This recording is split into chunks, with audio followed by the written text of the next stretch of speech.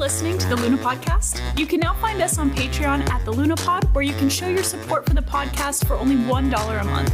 Or for a little bit more, you can get early access and bonus episodes, contribute to our podcast segments, and receive exclusive video content as we film our reactions, reviews, and discover new K-pop groups. Head over to Patreon now to join the community.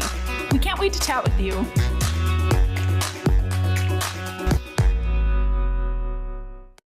It sounds so dramatic saying K-pop changed my life, but it's something that impacts our daily lives, and it's something that we choose to spend our free time on, and people always say that time is the most valuable thing, and we choose to spend it here. I'm not mad about it.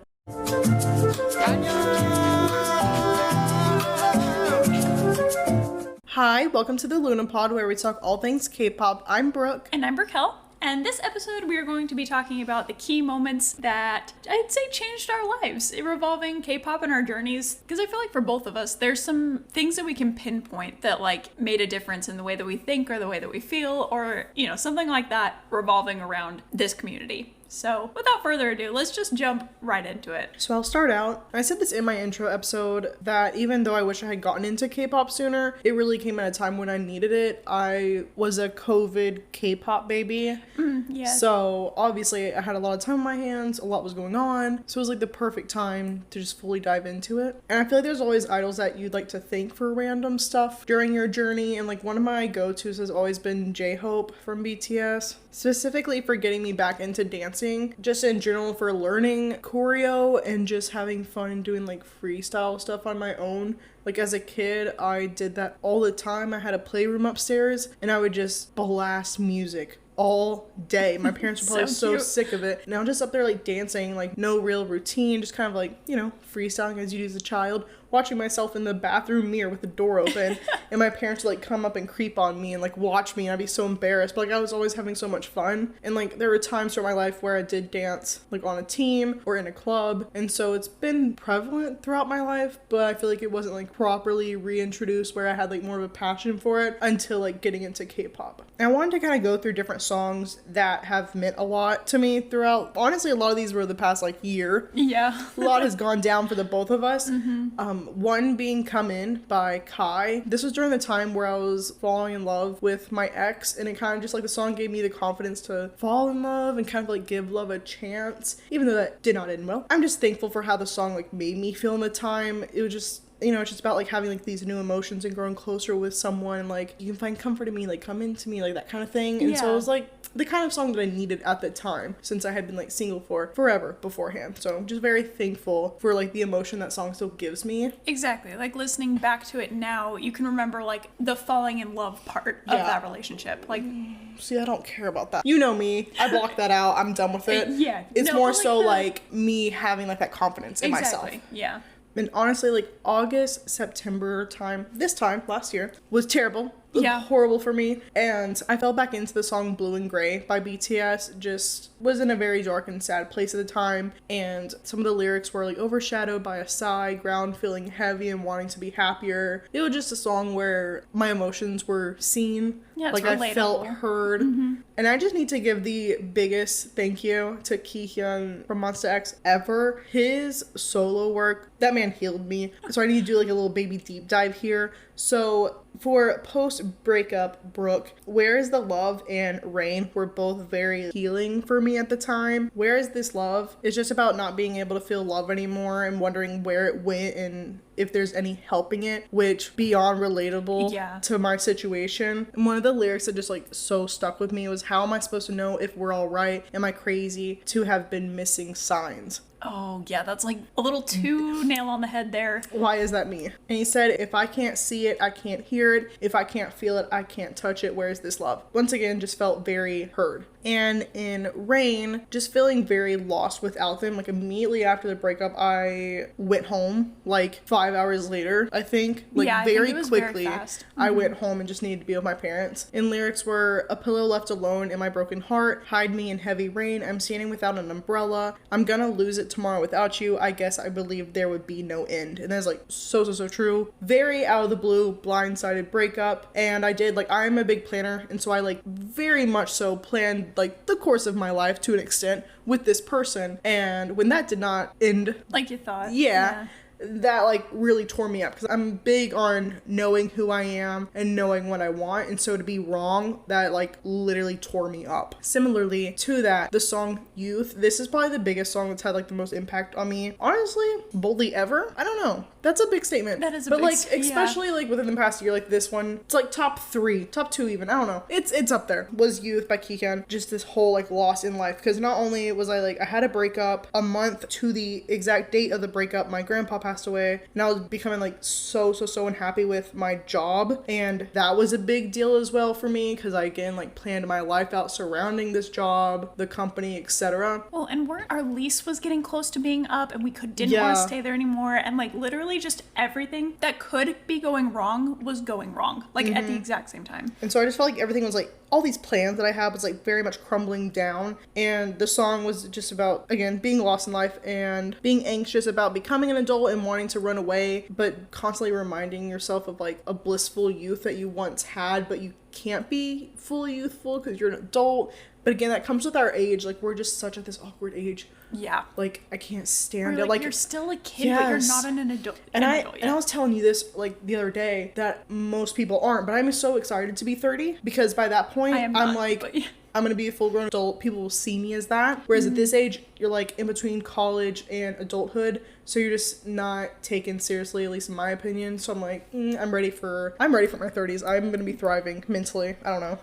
Can't relate, but I understand what you're talking about. Yeah. And so some of the biggest lyrics, and that was, when I want to run away, I just want to go far away, but I keep reminding myself of what I have to do. I look at a calendar full of schedules. So there is like a lot of stuff that I'm looking forward to, so not to get like too down on like what is happening currently. I just love the song so much. It was like a beautiful past remembering and looking forward to the future. Yes. And I remember like sending the song to my mom. I'm like, oh my gosh, like this song just came out, and she's like, that is exactly what you're going through. This is crazy. I'm like, yes. Yeah. K-pop. No, that whole Kihyun.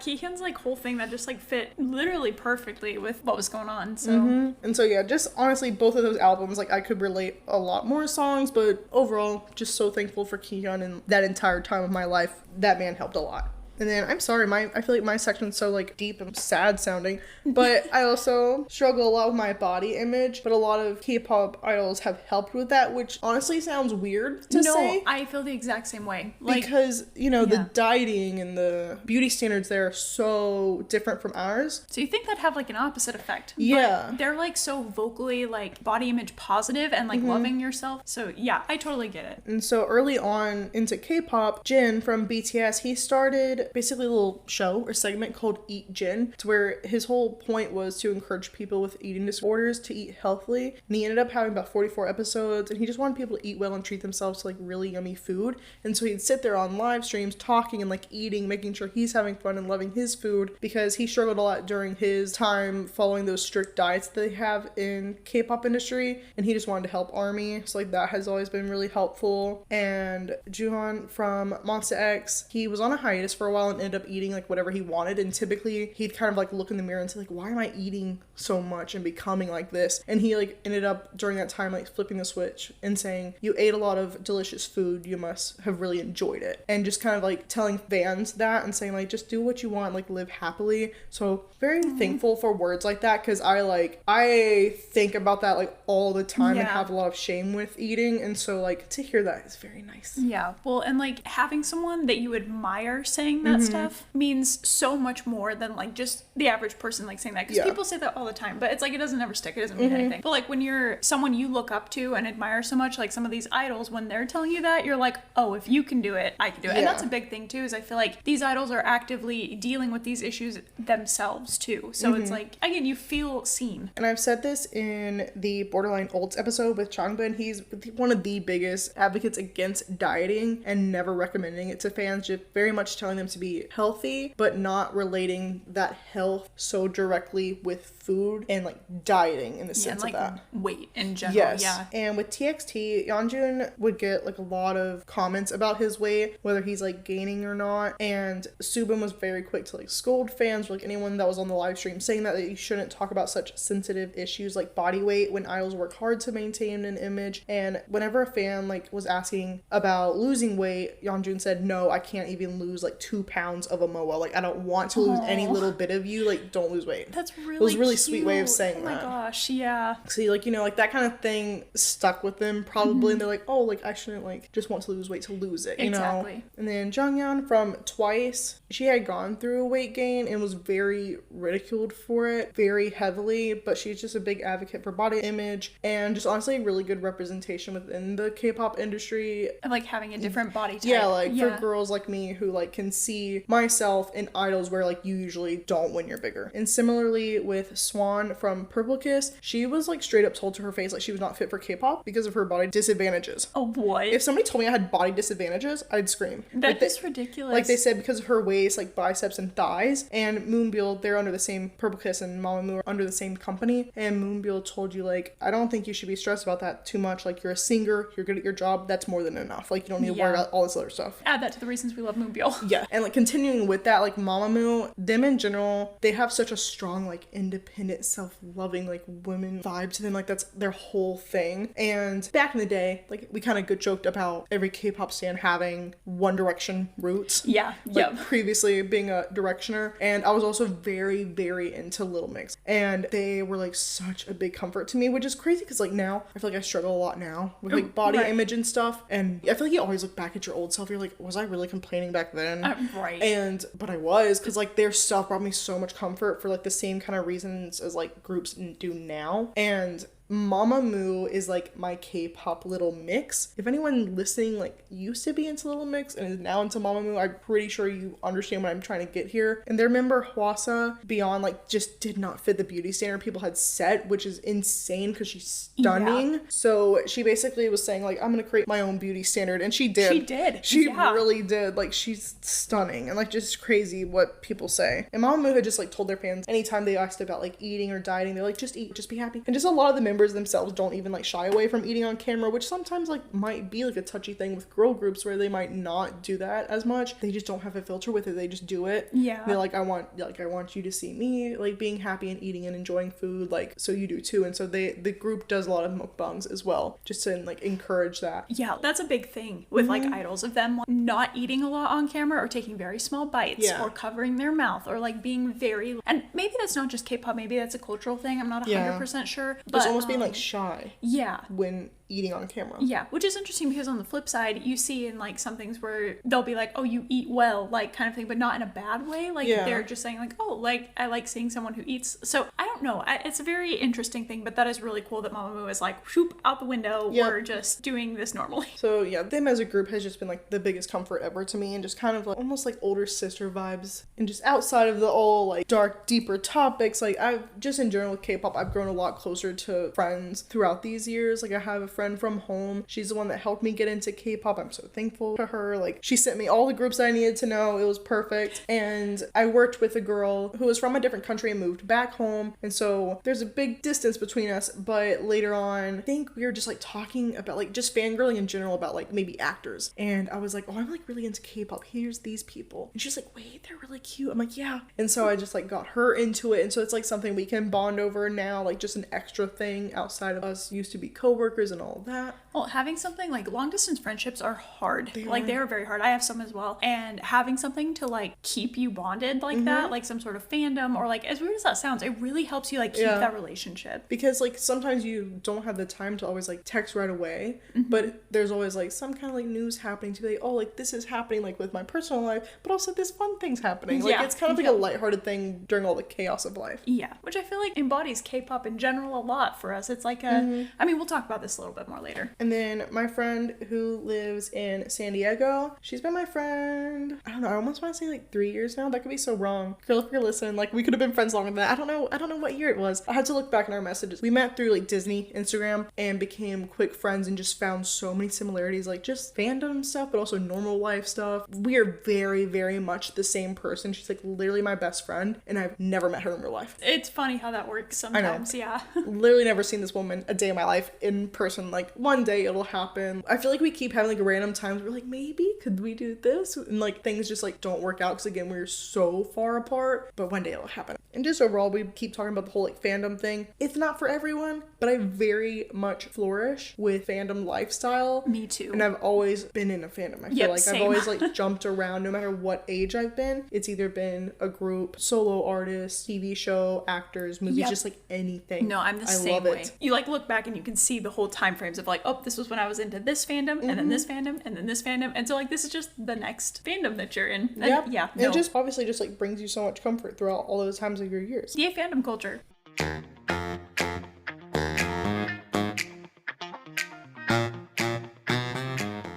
We're going to take a small break and remind you that if you're enjoying this episode so far, make sure to follow the podcast and turn on notifications to make sure you never miss an upload in the future.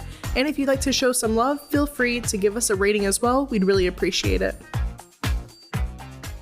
So now I'm going to kind of talk about how K-pop has impacted my life. And honestly, I feel like there's a lot of different ways, but I've kind of narrowed it down to some of the big key points. And I feel like also there's just a lot more to come from this because I genuinely haven't been into K-pop that long. Like it's been the end of 2021. Yeah, right? So it's been maybe like a year, a little over a year. Yeah, I think, what year is it? 2023. So by this like October, November, that'll be 2 years. Okay, yeah, that makes sense. So I feel like there's definitely more to come. But the first person that I need to shout out, which I also talked about in our Borderline ult episode, is Songhwa from ATEEZ. I just find so much comfort and solace from this man, especially in like certain activities or hobbies that I have that can sometimes be looked down at, and like even with past issues of people shaming me for liking certain things like cartoons or ASMR, and it's like it was almost like I don't want to tell people about these hobbies because I don't want them to judge me that way. And then to find Songhwa, who is so openly like, I love these things too, I'm like, oh wow, like if he can outwardly say that he loves these things, that makes me feel better as well. And I definitely talk about this way deeper in our Borderline ult episode, but he also just showed me that I can love myself, and he's just been a big turning point in my self-love journey, and like watching him deal with his self-image and all of that. Again, it's just like comforting to see that in someone else, and then you feel like you can do it. Like if they can do it, you can do it.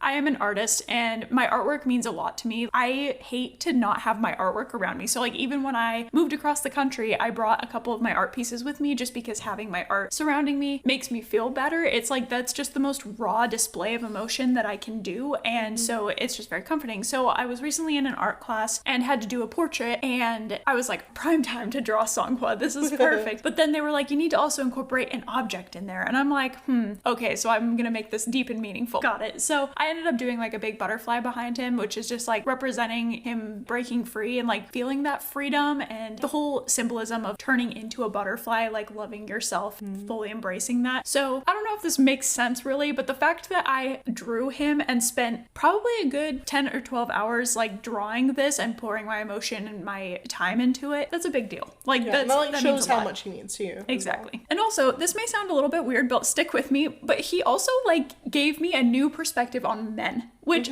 I know that sounds strange. I am part of the LGBT community, and I think just overall K-pop in general has raised my standards for men, but like Songhwa in specific, I'm just like, wow, this is what I am looking for if I do end up wanting to date or marry a man. These are the qualities that I want to see, and I just hadn't seen that, especially in America and our culture, and like especially guys our age. Exactly. It's just it's not it. No, it's really not. And so yeah, just seeing that from a different culture perspective in general was just kind of eye-opening and like a little bit comforting. Like, oh, there is maybe men out there that I can, there's some hope. Yeah, that I could be compatible with. Now, sometimes they're a little too perfect because the standards have skyrocketed through the roof. But like truly, even if it is just a persona, because we are very aware that this is, you know, sometimes what you are shown may not be how they actually are, right? Yeah. We know this. The standard that they are showing us, that's still possible. That is still very much like you can have that standard. Yeah. Anyway, and kind of just talking about the whole LGBT thing in general, I just love the way that K-pop disregards stereotypes. I had not seen that before until I got into K-pop,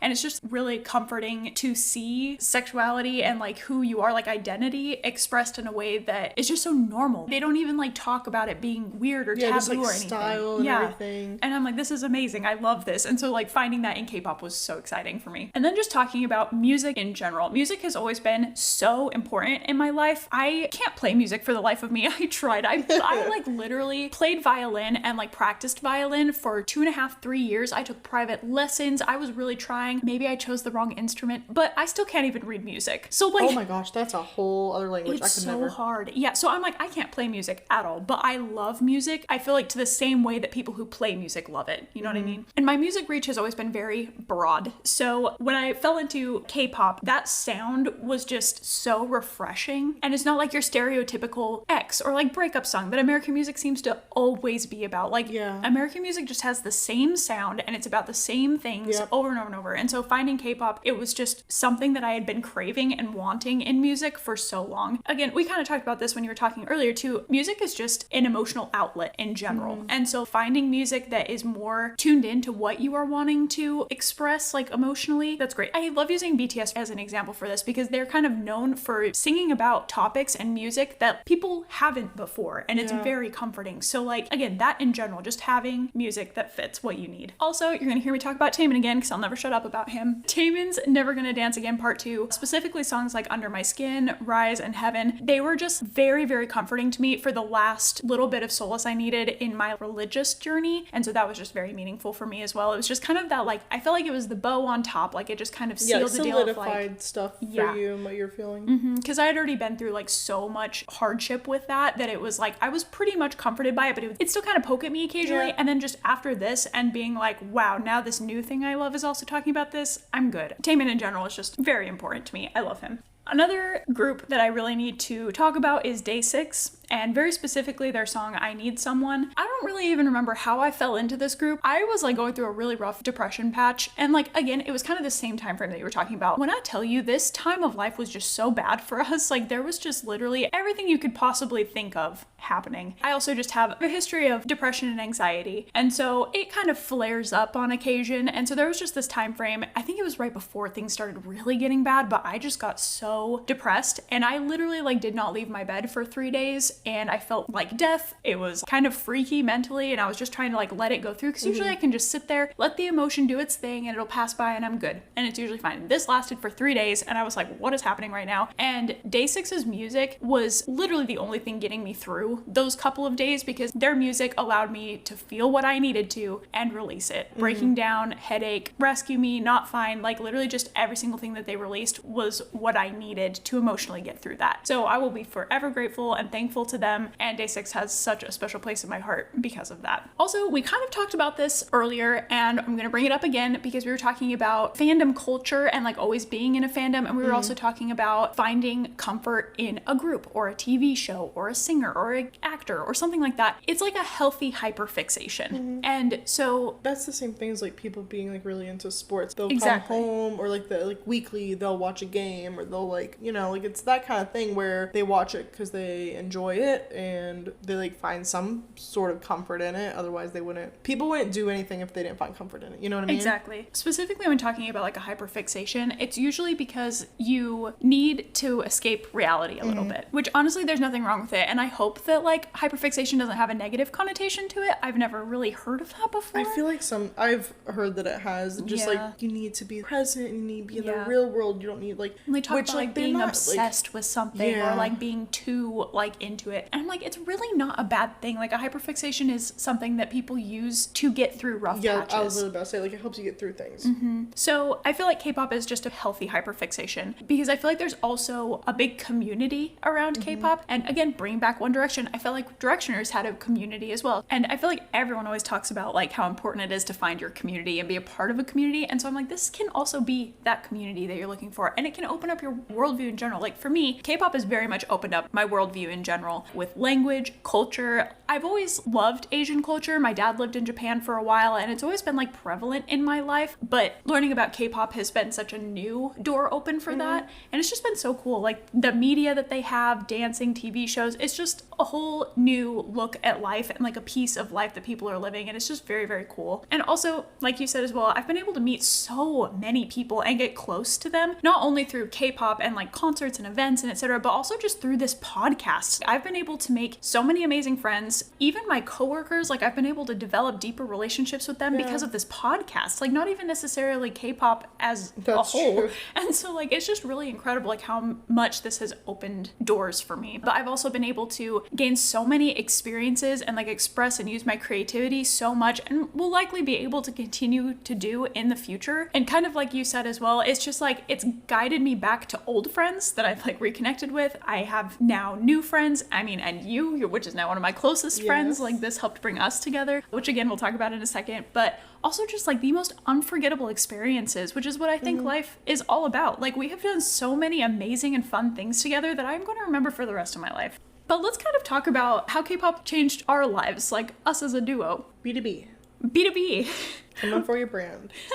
And honestly, this all started, we've talked about it before, but in case you missed any of it, this all started because we took a road trip to St. Augustine to see if we matched well enough to be roommates at one point. Yeah. And I was playing K-pop, specifically the song was God's Menu by Stray Kids. You're like, what is this? And this sounds nice. It's spiraled ever since then, and we kept having these nights at housing, like in our dorm, whatever you want to call it, where we would stay up so late at the, like, what is that called? Like a common house? The common center, yeah. Yeah, the common center. Like just watching videos and talking about K-pop like non-stop. And it was just so funny because like at the time we worked together. So we would go from being to work together. We would get off of work, change into pajamas, meet up for hours, go to sleep for like 2-3 hours, and then go right back to work. Like it was literally like we were spending so much time like just consuming so much K-pop content together. Yeah. And then we even had our first K-pop concert together, which was ONEUS last year, I think February?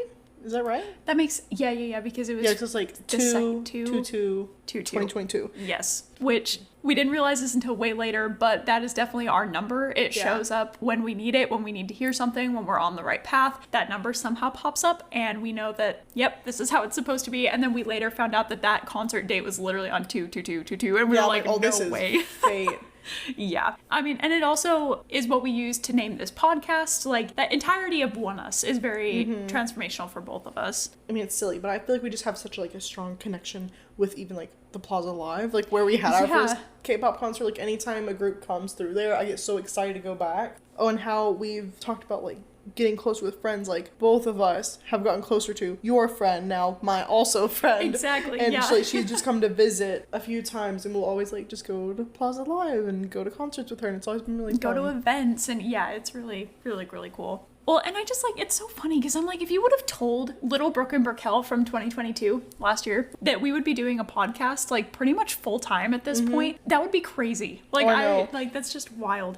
And now we are like actively doing this podcast. We have so many plans and like dreams and goals that we're reaching for this podcast, and just more stuff in the future. And like, it's just so cool because this has turned into something that like can go somewhere. Yeah. We're both working full-time alongside doing this podcast, and we've finally gotten into a good rhythm of like with recording and editing and all that. But we're really just hoping to be able to do this full-time in the future. We both just love it so much. And one day I was making a to-do list during my free time at work, during my break, and I would just like nonstop, all my to-dos for like that day or like the rest of the week that I was planning out was about the podcast for the most part, and like a few other like side things for like my actual jobs that I get paid for. Right. But majority of it was like for the podcast, because I just love it so much. I'm so passionate. And I've told a few coworkers that I had a podcast, just like in passing, like briefly talking about it. But I was telling my coworker that day, I was like, I've just like spent so much time simply doing a to-do list on how I'm going to spend my time working on this podcast. And I was just telling her how like excited I am about it, how passionate I am. And I've told my parents several times, like, oh my gosh, I just want to do this full time. Like, I need to do this. This is what I want to do. And my coworker was like, just so, like, even though she doesn't even know K-pop at all, she's heard a few songs that I played at work. And she was like, just hearing you like talking about it and how passionate you are, like, just makes me so happy. Like, she was just like smiling while I was telling her all this stuff. And she's like, man, that like really makes me want to like get back into like what I was passionate about. Like, I used to do like such and such, and I just loved it so much. The way you feel about this is how I felt years ago whenever I was working on something else. And I'm like, that was just like a really nice thing to hear, and like kind of like reassuring that like this isn't like, I feel like if you say like, oh, I want to do a podcast full time, it sounds like such like a fleeting like silly thing to say. But like for her to say that, I was like, oh, this can be something. It can be like taken seriously. Well, and And that's what, like, my coworker as well, he's been very, like, he doesn't know a single thing about K-pop, but he's been so supportive and, like, helping through this. And, like, hearing him talk about his journey with podcasting and, like, everything like that, it just, like, reassures that, like, wow, this is, like, an attainable goal. Yeah. Like, it's really incredible. And, like, just to have people around being so supportive of it, even if they have no idea what it is, I'm like, that's so encouraging. And, like, it's just, again, I feel like it creates this community that you can't even really place, but it's like just supporting each other. I actually ended up even telling my boss about it. She was like, how have you been? Like, what have you been up to? And I'm like, oh, like, I'm doing K-pop, like, podcasts. And she's like, how exciting. And then I was just telling her a lot about it. And I'm like, oh, like, our plans that we'd like to have with it and, like, the future. And she literally said, love this for you. Like, it was just really sweet. And I'm like, you know, as boss, you might be like, no, don't do anything else. Yeah, you're like, stay why with would you me. even think about that? But I just, like, loved it. She was like, this is really cute. Like, I love this for you. Yeah. Well, and I remember when you were telling me about how, like, you were just thinking about, you're like, wow, this is something I'm so passionate about. I want to do it all the time. It, like, made me think about it, too, because I'm like, I am so unbelievably busy at the moment. Like, I work full-time, usually over 40 hours a week, and I'm also going to school on top of it. And so I don't have time at all. And so, like, you'd be like, okay, you're doing a podcast, you're doing school, you're doing work.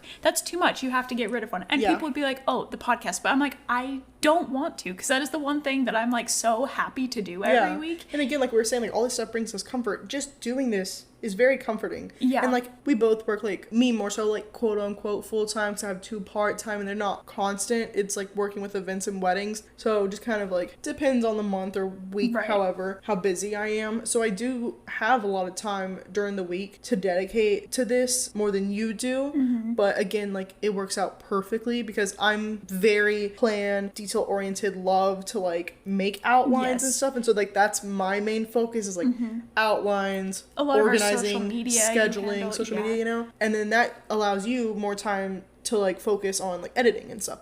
So, like, very much we both spend a lot of time into this, and it works out, like, time-wise for us. And, like, just, like, the way we work is very different, but it works. It's complementary. No, I was thinking that literally, like, it's so interesting. I feel like we didn't know this when we first decided to become friends, and then we started this podcast together. Little did we know how well we would, like, work together. Like, our strengths are very compatible, I feel like, especially in, like, the business world. Like, it just works very, very well. And, like, I was even telling this to, like, my parents for when we first started this podcast. I was like, we're starting a podcast, and they were like, oh, you are?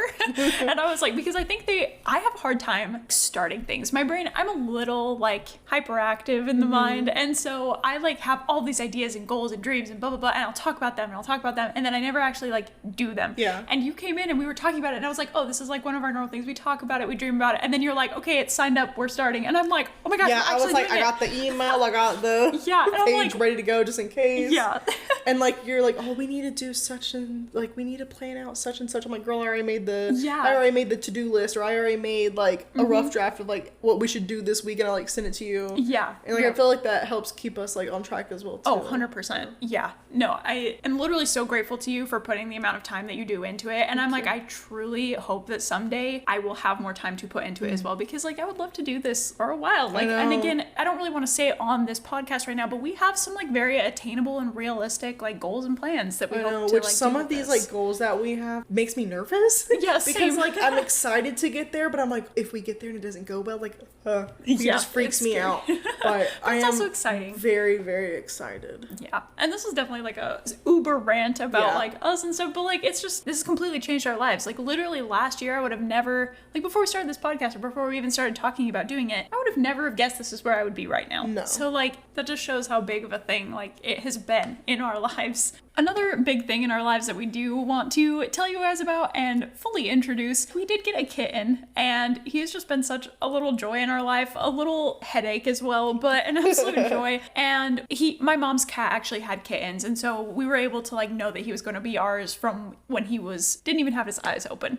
And we were, like, talking about it because we both really missed having a pet, and we were like, what would we name a cat if we were to have a cat? And I can't remember how it came up. We were talking about, like, I think think we just wanted it to be K-pop related. I don't even know, we're like, that'd be cute. And then somehow Kai's Peaches came up, and we were like, Peaches would be cute. And we're like, okay, but it doesn't quite fit. Like, what else? And then he released the song Rover, and we were like, wait a minute. And we're like, Rover Peaches. That is the cutest name. And so we do want to introduce our new kitten, Rover Peaches. We do call him Rover for short. He's got Daddy Kai, and it is the cutest thing. We absolutely love him. We're actually considering involving him in one of our podcast segments, so stay tuned for that. It'll be a lot of fun. We're definitely going to do some introductory videos for him on our social media, so definitely go check that out too. He's a cutie. Before we leave today, we are going to do our song of the moment. This time we're going to choose a K-pop song that, quote, changed our lives, since that goes along with this episode title. Yeah, and these are basically either has like deep meaning, or we just couldn't live without, or change the trajectory of our lives, like not necessarily deep, hence mine. Mine is Fighting by 17's subunit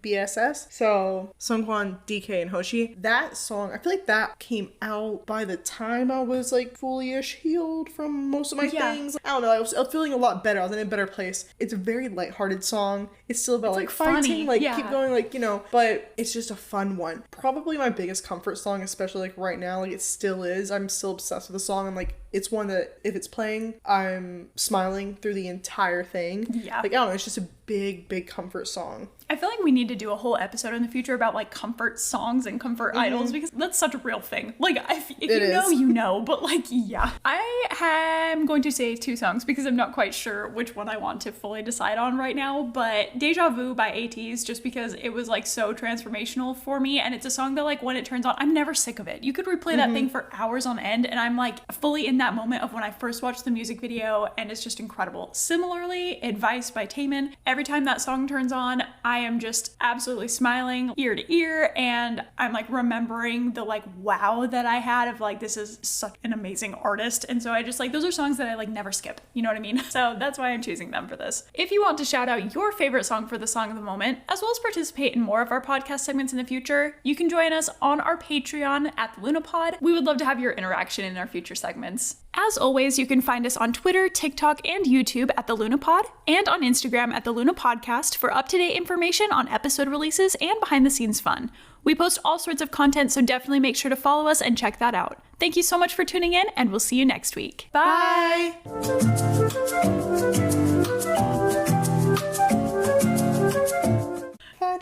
Fight in. Hoshi, how's Super N going?